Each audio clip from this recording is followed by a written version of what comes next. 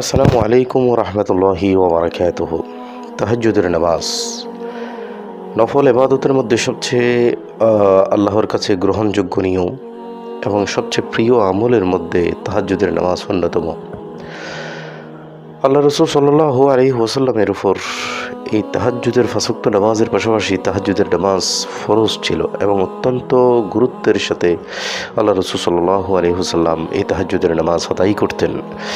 এবং রসুল পাক সাল্লাল্লাহু আলাইহি ওয়াসাল্লামের পরে সাহাবাই کرام, বিভিন্ন তাবিন, তাবিন, উলামায়ে کرام, আউলিয়ায়ে কামিলিন যারা ছিলেন, তারা এই তাহাজ্জুদের নামাজের মধ্য দিয়ে আল্লাহ সুবহানাহু ওয়া তাআলার আস্থাভাজন হওয়ার চেষ্টা করেছেন, তারা প্রচেষ্টা চালিয়েছিলেন। এবং হাদিসে পাকে উঠে আসছে যে আল্লাহ রসুল সাল্লাল্লাহু আলাইহি ওয়াসাল্লাম হাদিসে পাকের ইরশাদ করেছেন, বান্দা যদি আল্লাহর নৈকট্য লাভ করতে চায় তাহলে সেই যেন নফল ইবাদত করে। এই নফল ইবাদতের মধ্য দিয়ে আল্লাহ সুবহানাহু ওয়া তাআলা বান্দার একেবারেই নৈকট্য চলে আসেন।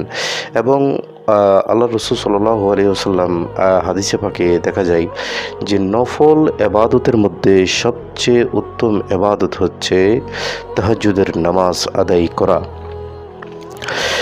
আল্লাহ রসুল সাল্লাল্লাহু আলাইহি ওয়াসাল্লাম তাহাজ্জুদের নামাজের ব্যাপারে হাদিসে পাকে ইরশাদ করেছে, মানিস্তাইকাযা মিনাল লাইলি ওয়া আইকাযা আহলাহু, যে ব্যক্তি রাত্রিকালীন সময়ে ঘুম থেকে জাগ্রত হয় এবং তার পরিবার পরিজনকে জাগ্রত রাখে, ফাসাল্লাইয়া রাকাতাইনি জামিয়ান, এবং পরিবার পরিজনকে নিয়ে 2 রাকাত নামাজ আদায় করে, কুতিবা মিনাজ যাকিরিন আল্লাহ কাসীরান ওয়া যাকিরাত, আল্লাহ সুবহানাহু ওয়া তাআলা ওই বান্দাকে একজন আল্লাহর জিকিরকারী হিসেবে আল্লাহ সুবহানাহু ওয়া তাআলা তাকে লিপিবদ্ধ করেন।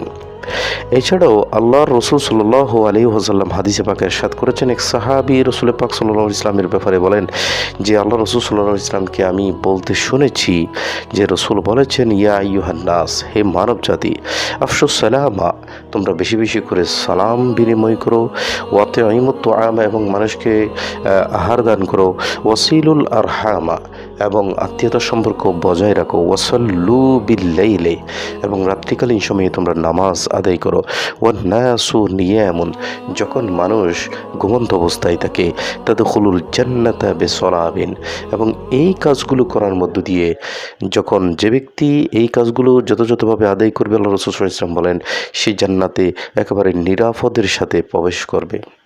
সুবহানাল্লাহি ওয়া বিহামদিহি। এছাড়াও আল্লাহ রসুল সাল্লাল্লাহু আলাইহি ওয়াসাল্লাম হাদিসে পাকে আরও ইরশাদ করেন, আন্না রাসূলুল্লাহ সাল্লাল্লাহু আলাইহি ওয়াসাল্লাম ইয়ানজিলু রাব্বুনা তাবারাকা ওয়া তাআলা, যে আল্লাহ সুবহানাহু ওয়া তাআলা কুল্লু লাইলাতিন, প্রত্যেক রাতে যে প্রথম আসমানে আল্লাহ সুবহানাহু ওয়া তাআলা রহমতের বাড়ি নিয়ে আল্লাহ সুবহানাহু ওয়া তাআলা অবতরণ হন, আল্লাহর রহমত অবতীর্ণ হয়। হিনা ইয়াবকা সুলুসুল লাইলিল আখির, যখন রাতের 3 ভাগের 1 ভাগ যখন অবশিষ্ট থাকে, আল্লাহ সুবহানাহু ওয়া তাআলা বান্দাদেরকে জিজ্ঞাসা করেন, মান ইয়াদউনি ফাস্তাজিব লাহু, কোন ব্যক্তি আছো যে ব্যক্তি আমার কাছে চাইবে, দোয়া করবে, আমি আল্লাহ সেই দোয়াটা কবুল করব। ওয়ামান ইয়াসআলানি ফাউতিয়াহু, কোন ব্যক্তি আছো যে আমার কাছে চাইবে, আমি আল্লাহ তাকে দান করব। ওয়ামান ইয়াস্তাগফিরনি ফাগফির লাহু, কোন ব্যক্তি আছো আমার কাছে গুনাহ মাফ চাইবে, আমি তাকে গুনাহ মাফ করে দেব। সুবহানাল্লাহ।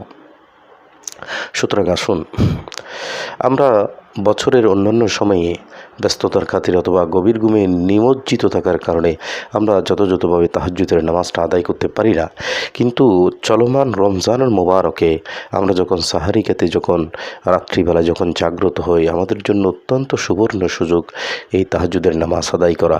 2 রাকাত, 4 রাকাত, অথবা 6 রাকাত, অথবা 12 রাকাত, অথবা 8 রাকাত তাহাজ্জুদের নামাজ আদায় করার মধ্য দিয়ে আমরা যদি আল্লাহর কাছে দোয়া করি, আল্লাহ সেই দোয়া কবুল করবেন। এবং আল্লাহ সুবহানাহু ওয়া তাআলার নৈকট্য হাসিলের অন্যতম একটি মাধ্যম হচ্ছে এই তাহাজ্জুদের নামাজ। আসুন আমরা এই রমজানুল মুবারককে যথাযথভাবে কাজে লাগাই, তাহাজ্জুদের নামাজের মধ্য দিয়ে আল্লাহ সুবহানাহু ওয়া তাআলার আস্থাভাজন হওয়ার, প্রিয়ভাজন হওয়ার আমরা চেষ্টা করি।